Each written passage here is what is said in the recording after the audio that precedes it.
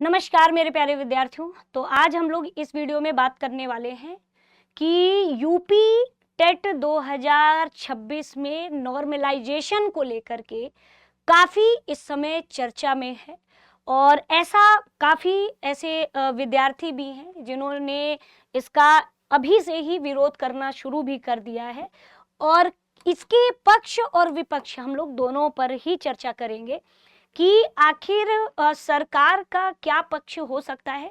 क्योंकि देखिए, सबसे पहली बात कि इसमें कहीं भी ऐसा अभी नहीं है कि नॉर्मलाइजेशन होगा, लेकिन ऐसे कयास लगाया जा रहा है कि नॉर्मलाइजेशन हो सकता है। और आखिर ये कयास लगाने के पीछे का तथ्य क्या है, भाई क्यों कयास लगाया जा रहा है नॉर्मलाइजेशन का। तो यहाँ पे आते हैं स्टूडेंट्स। ये अभी आप देखोगे कि एक हेडलाइन दिया गया है, टीटी में नॉर्मलाइजेशन का निर्णय होगा विवाद। होगा विवाद। अभी तो मतलब निर्णय क्या है, कैसे है, तो देखो उत्तर प्रदेश शिक्षा सेवा चयन आयोग की गाइडलाइन में उल्लेख है।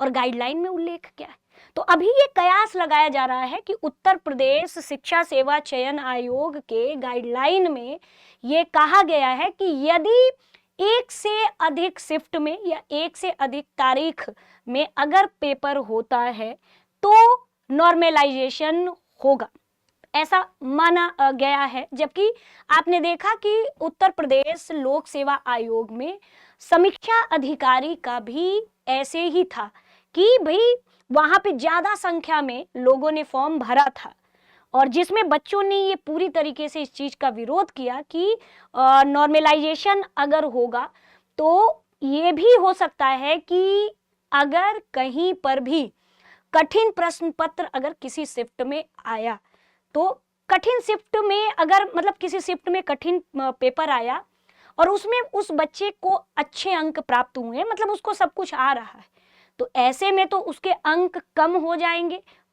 है ना। क्योंकि इसमें एक है ना पूरा मानक है कि अगर कठिन शिफ्ट कोई पेपर मतलब किसी शिफ्ट में कठिन पेपर आ गया है तो उसके मार्क्स क्या हो जाते हैं, है ना, एक आध कम अंक दे दिया जाता है, क्योंकि किसी शिफ्ट में हो सकता है कि सरल पेपर आए। तो ये मानक बराबरी के लिए ऐसा किया जाता है। लेकिन उस समय विरोध जब हुआ था तब ये था कि एक ही दिन पेपर कराया गया, और जब एक ही दिन पेपर कराया गया तो नॉर्मलाइजेशन का कहीं कोई सवाल ही नहीं उठता है। लेकिन ये क्या इस समय चर्चा में है, अब जैसे यहाँ पे पूरी तरीके से लिखा हुआ है कि 5 साल बाद, चूंकि 2021 में आया था यूपी टेट की वैकेंसी, और वैकेंसी क्या नोटिफिकेशन कहिए, है ना, क्योंकि ये कोई वैकेंसी तो है नहीं, ये मात्र एक क्या है, पात्रता परीक्षा है। यूपी टेट क्या है, एक शिक्षक पात्रता परीक्षा है, और इसको क्वालिफाई करने के बाद बस आप उत्तर प्रदेश की शिक्षक भर्ती में सम्मिलित होने के, है ना, पात्र हो जाओगे। ठीक है, ये कोई वैकेंसी तो है नहीं। तो ये लास्ट टाइम जो है नोटिफिकेशन जब आया था वो 2021 में आया था, और अभी 5 साल बाद 2026 में हमें नोटिफिकेशन देखने को मिला। तो इसमें क्या लिखा है कि उत्तर प्रदेश शिक्षा सेवा चयन आयोग का नॉर्मलाइजेशन यानी मानकीकरण लागू कर सकता है। मतलब पहले से ही, है ना, ये बता दिया गया है कि भाई ऐसा अगर गाइडलाइन का के हिसाब से देखा जाए तो ये लागू कर सकते हैं, लेकिन अभी किया नहीं गया है, लागू कर सकते हैं। चलिए यहाँ पे देख लीजिए, चयन आयोग की गाइडलाइन के अनुसार यूपी टेट 2026 में प्राप्त आवेदन पत्रों की संख्या अत्यधिक होती है और सभी अभ्यर्थियों को लिखित परीक्षा एक ही पाली और दिन में आयोजित किया जाना सुविधाजनक नहीं होता है। तो लिखित परीक्षा एक से अधिक पालियों और दिनों में आयोजित किया जा सकता है। जैसे अभी बिहार स्टेट में भी ऐसा होता है, जब कई पालियों में होता है, तो वैसे नॉर्मलाइजेशन स्वाभाविक से है। और ये देखा जाए तो ठीक भी है कि किसी में अगर सरल है, किसी में अगर कठिन है, तो कहीं ना कहीं ऐसे मानक में तो फिर गड़बड़ हो जाएगा, है ना। तो ऐसे में मानकीकरण किया जाता है। लेकिन बात यह है कि आपके यूपी टेट में होगा कि नहीं, बात इस पर हमें करनी है। अब देखिए, यदि परीक्षा एक से अधिक पालियों में या दिनों में आयोजित की जाती है तो अभ्यर्थियों के तुलनात्मक मूल्यांकन के लिए स्कोर के नॉर्मलाइजेशन की प्रक्रिया लागू होगी। मानकीकरण में वही फार्मूला लागू होगा जो कर्मचारी चयन आयोग यानी यूपी ट्रिपल एससी और उत्तर प्रदेश अधीनस्थ सेवा चयन आयोग और पुलिस भर्ती एवं प्रोन्नति बोर्ड आदि की ओर लागू किया जाता है। ऐसा होने पर अंकों को लेकर विवाद होना तय है। जब परीक्षा कई शिफ्टों में होती है तो हर शिफ्ट का पेपर समान कठिनाई का नहीं होता है। ये तमाम अभ्यर्थियों का मानना है कि अगर कठिन शिफ्ट में मैंने अच्छा प्रदर्शन किया है ना, अच्छा प्रदर्शन करने के बावजूद भी नॉर्मलाइजेशन में अंक कम हो सकते हैं। आप जानते हो कि अगर हम जनरल उसकी बात करें तो 60% यानी कि 150 में है ना 90 नंबर हमें चाहिए होता है ना, 150 में 90 नंबर चाहिए होता है, तब हम यूपी टेट पास होते हैं। अगर यथासंभव नॉर्मलाइजेशन की प्रक्रिया लागू होती है और 1 अंक की भी कमी हुई तो आप क्वालिफाई नहीं, क्योंकि हमेशा नॉर्मलाइज्ड अंक ही जोड़ा जाता है।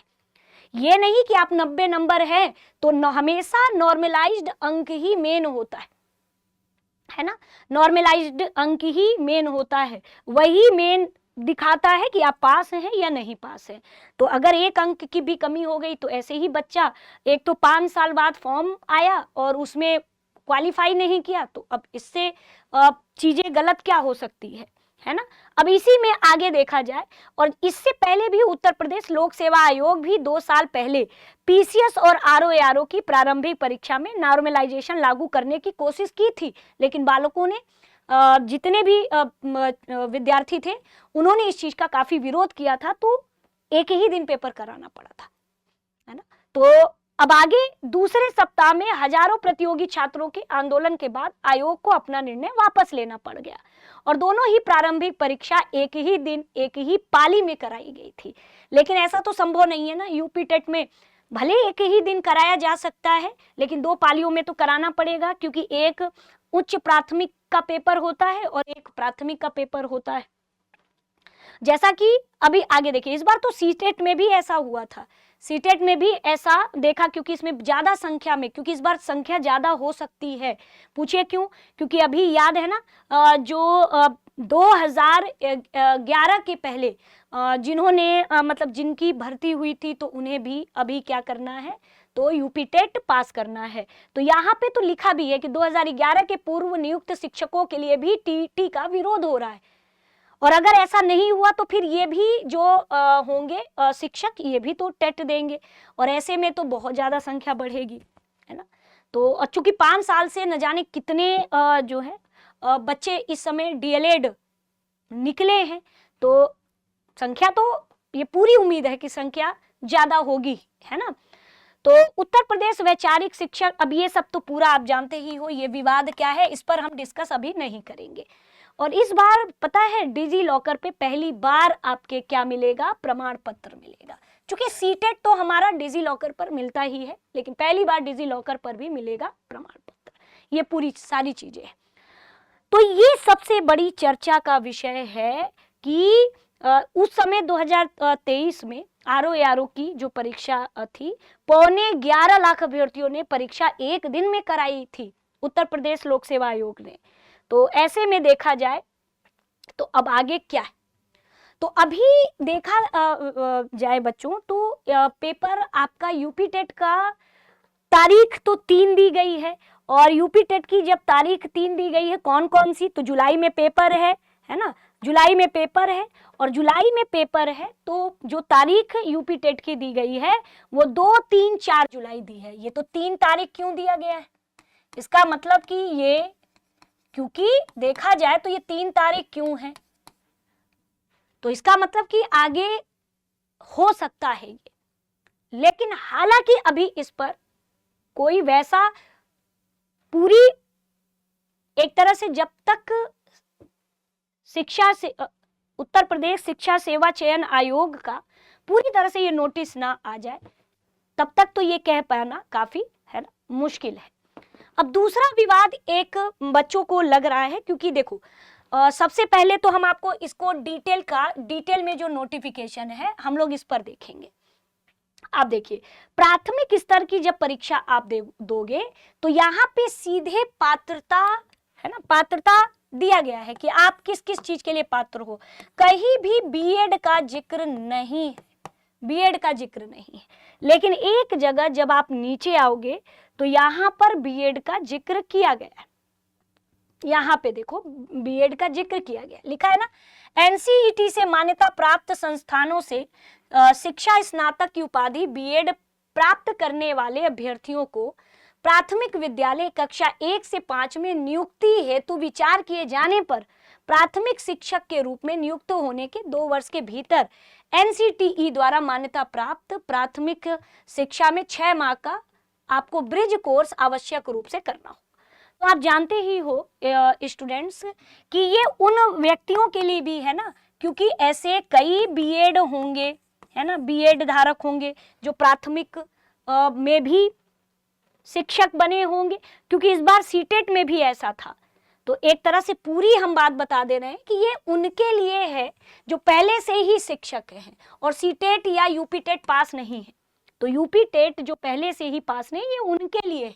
और मतलब कोई बीएड है, प्राथमिक में शिक्षक है, तो ये उनके लिए है ना। इस बार सीटेट में भी ऐसा था। तो ये मत सोचिएगा कि पूरी तरीके से, आप जानते हो कि माननीय सर्वोच्च न्यायालय के द्वारा पूरी तरह से अभी है ना बीएड बाहर है प्राथमिक उस पे। तो अगर आप फ्रेश पहली बार भर रहे हो और आप डीएलएड हो तभी, या आप बीटीसी हो तभी आप प्राथमिक स्तर का फॉर्म भर सकते हैं। बीएड हो एकदम फ्रेश तो आप नहीं, आपको पेपर 2 ही भरना है, 6 से 8 ही भरना है। जबकि डीएलएड वाले या बीटीसी वाले दोनों पेपर भर सकते हैं, पहला भी और दूसरा भी, ठीक है, ये ध्यान रखिएगा। लेकिन बीएड वाले केवल और केवल 6 से 8 वाला भरेंगे। और प्राथमिक स्तर पर जो सीटेट है वो वाले बच्चे भरेंगे जो पहले से ही शिक्षक हैं और उन्होंने बीएड किया है, प्राथमिक में शिक्षक हैं, वो उनके लिए हो सकता है। बाकी ये इस बार सीटेट में ऐसा था, है ना। तो ये इसीलिए इतना ज्यादा भ्रम की स्थिति ना रहे। जो अगर फ्रेश पहली बार आप बीएड कर रहे हो तो ये मान के चलो कि आपने किया तो आप केवल और केवल 6 से 8 का फॉर्म भरेंगे। और यदि कोई डीएलएड किया हुआ है तो वो दोनों पेपर भरेगा, पहला भी और दूसरा। क्योंकि पूरी तरीके से अगर देखा जाए तो ये उनके आपके लिए है ही नहीं, है ना, ये आपके लिए नहीं है, ये पहले से जो शिक्षक है ये उनके लिए है, एक मानक के रूप में यहाँ पे दिया हुआ है। तो कुल मिलाकर के अभी और भी चीजें हैं स्टूडेंट्स। अब देखो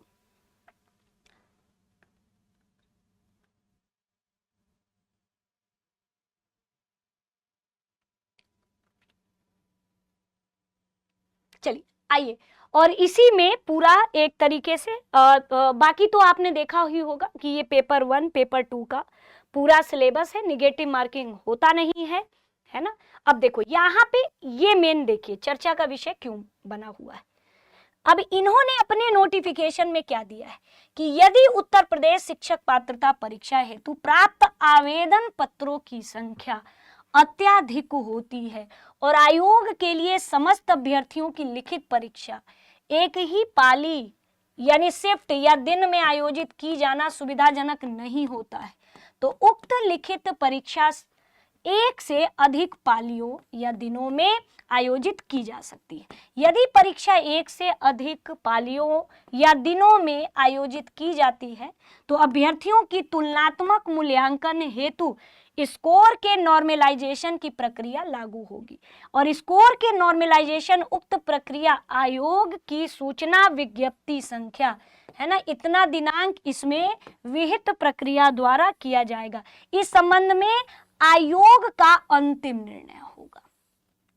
यानी इन्होंने अपने नोटिफिकेशन में पूरी तरीके से दे दिया है और इस संबंध में जो आपका अंतिम निर्णय होगा वो आयोग करेगा। ये आप देख सकते हो। तो पहले से ही इन्होंने, तो ऐसे में तो नॉर्मलाइजेशन स्कोर होता है, तो अगर कोई बाउंड्री लाइन पे बच्चा है और उसका 1 अंक भी कम होता है तो हमेशा नॉर्मलाइज्ड स्कोर ही गिना जाता है। तो ये चीजें है स्टूडेंट्स। तो अब ऐसे में पहली बार आप यूपी टेट का पेपर, क्योंकि संख्या तो अधिक होगी, क्योंकि 5 साल बाद पेपर अगर करा रहे हैं तो ये पूरी उम्मीद है कि संख्या ज्यादा होगी। और संख्या ज्यादा अभी हमें देखा जाए तो अभी तो पहले ये देखना है कि फॉर्म शुरू हो जाए और फिर आगे देखना होगा कि कितनी संख्या में फॉर्म भरे जा रहे हैं। लेकिन इन्होंने साफ तौर पे पहले से ही कह दिया है कि अगर नियमों के अनुसार संख्या अगर ज्यादा होगी तो नॉर्मलाइजेशन होगा। अब आप बताना कमेंट सेक्शन में, क्या ये नॉर्मलाइजेशन होना छात्र के हित में है या हित में नहीं है।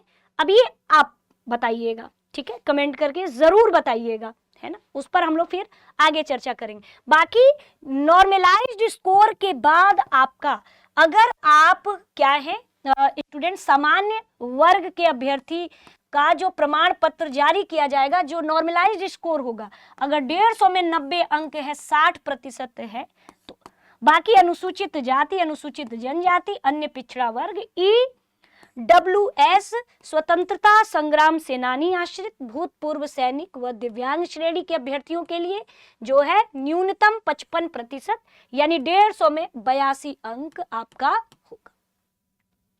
बाकी इन्होंने साफ कह दिया है कि भाई रोजगार के अधिकार नहीं होगा, क्योंकि यह नियुक्ति केवल और केवल पात्रता मानदंड पे है।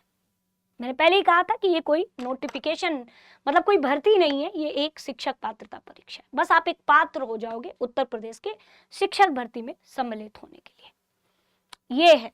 और ये काफी चिंता का ऐसा है कि भाई नॉर्मलाइजेशन में जब भी होता है, इस बार सीटेट में भी आपने देखा कि एक से अधिक शिफ्टों में पेपर हुआ था, है ना, मतलब एक से क्योंकि सीटेट में अगर हम देखें तो इस बार सीटेट का जो एग्जाम डेट रहा था 2026 का, तो वो 7 और 8 फरवरी को आपका इस बार सीटेट की परीक्षा थी, 7-8 फरवरी को, है ना। 2 शिफ्टों में 7-8 को देखा गया तो 2 शिफ्टों में पेपर, है ना, कराया गया था, ठीक है।